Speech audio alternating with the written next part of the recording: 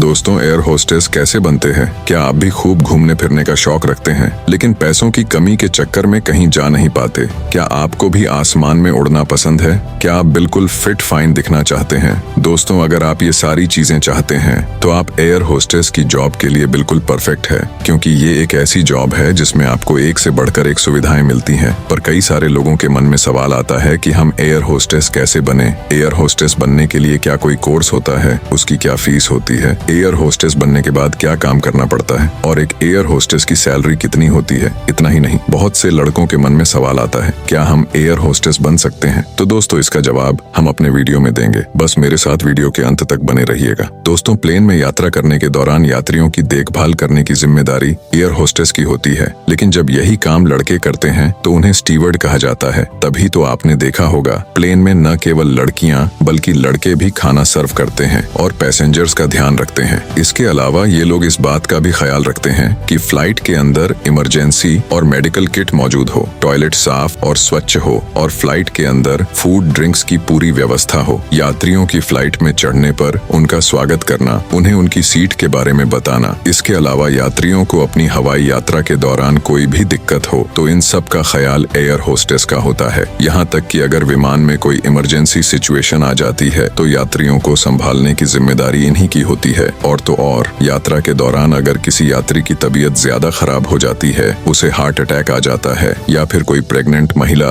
की अचानक से डिलीवरी हो जाती है तो उसके लिए एयर होस्टेस को तैयार किया जाता है। यानी कि सुंदर दिखने वाले एयर होस्टेस हर वो काम जानती है जिससे यात्रियों की परेशानी को दूर किया जा सके। अब इतना को संभालने के लिए एयर होस्टेस को कुछ खास स्किल्स की जरूरत होती है, जैसे कि उनकी कम्युनिकेशन स्किल बढ़िया होनी चाहिए ताकि वह यात्रियों के साथ अच्छे तरीके से बात कर पाए। उनकी आवाज बिल्कुल क्लियर होनी चाहिए ताकि यात्री उनकी बातों को समझ पाए और एयर होस्टेस को हिंदी इंग्लिश के साथ साथ एक विदेशी लैंग्वेज का भी ज्ञान होना चाहिए। एयर होस्टेस के कैंडिडेट के अंदर कृत डिसीजन मेकिंग स्किल होनी चाहिए ताकि वो कम समय में सही डिसीजन ले पाए। मुश्किल यात्रियों से निपटने की क्षमता होनी चाहिए, क्योंकि कई बार कुछ ऐसे यात्री भी होते हैं जो काफी परेशानी पैदा करते हैं। इस तरह की यात्रियों को समझाना, फिर चाहे वह किसी भी तरह से हो, ये एयर होस्टेस का ही काम होता है। अगर हम क्वालिफिकेशन की बात करें तो भारत में एयर होस्टेस बनने के लिए कैंडिडेट का 12वीं पास होना बहुत जरूरी है, जबकि इंटरनेशनल एयरलाइंस में कैंडिडेट का ग्रेजुएट होना आवश्यक है। फीमेल कैंडिडेट्स के लिए हाइट 157 सेंटीमीटर और मेल कैंडिडेट के लिए 170 सेंटीमीटर हाइट होनी चाहिए और कैंडिडेट का वेट उसकी हाइट के अकॉर्डिंग होना चाहिए। यहाँ पर फीमेल कैंडिडेट के लिए BMI 18 से 20 और मेल कैंडिडेट्स के लिए BMI 18 से 25 के बीच होना चाहिए। दोस्तों, BMI मतलब बॉडी मास इंडेक्स। इसे कैलकुलेट करने के लिए आप वेट ऑन हाइट स्क्वायर का सिंपल फॉर्मूला लगा सकते हैं। दोस्तों, कैंडिडेट्स में एयर होस्टेस बनने के लिए इतनी स्ट्रेंथ होनी चाहिए कि वो 90 किलो के सर्विस स्कोर को धकेल सके। ऐसा इसलिए ताकि एयर होस्टेस यात्रियों के सामान को ओवरहेड कैबिन में रख पाए। इसके साथ ही कैंडिडेट्स को स्विमिंग आनी चाहिए और उसकी बॉडी पर कोई टैटू नहीं होना चाहिए, और अगर टैटू है तो ऐसी जगह पर होना चाहिए जो ड्रेस पहनने के बाद दिखाई न दे। और एयर होस्टेस के लिए उसका खूबसूरत दिखना बहुत जरूरी है, इसलिए कैंडिडेट्स के चेहरे पर ज्यादा पिंपल या कोई दाग धब्बे नहीं होने चाहिए और उसकी आंखों की रोशनी 6/6 तो होनी ही चाहिए। अब चलिए जान लेते एयर होस्टेस बनने के लिए कौन सा कोर्स करना पड़ता है। आपको बता दें, 12वीं पास करने के बाद आप एयर होस्टेस बन सकते हैं, लेकिन उसके साथ साथ कैंडिडेट्स के अंदर वो सभी स्किल्स होनी चाहिए जो हमने आपको बताई थी। यही कारण है कि बहुत सारे ऐसे इंस्टीट्यूट है जो एयर होस्टेस से रिलेटेड कोर्स प्रोवाइड करवाते हैं, जिसमें वो आपको पूरी तरह से एक एयर होस्टेस बनना सिखाते हैं और प्रॉपर ट्रेनिंग देते हैं। ऐसे में मार्केट में एयर होस्टेस बनने के लिए सर्टिफिकेट, डिप्लोमा और डिग्री हर तरह के कोर्स अवेलेबल है। दोस्तों, जो सर्टिफिकेशन कोर्स होता है उसमें एडमिशन लेने के लिए कैंडिडेट का 12वीं पास होना जरूरी है। इस तरह के सर्टिफिकेट कोर्स की ड्यूरेशन 8 महीने से 1 साल के बीच होती है और फीस 50,000 से 1 लाख रुपए के बीच होती है, जो कि अलग अलग कॉलेज के हिसाब से कम या ज्यादा भी हो सकती है।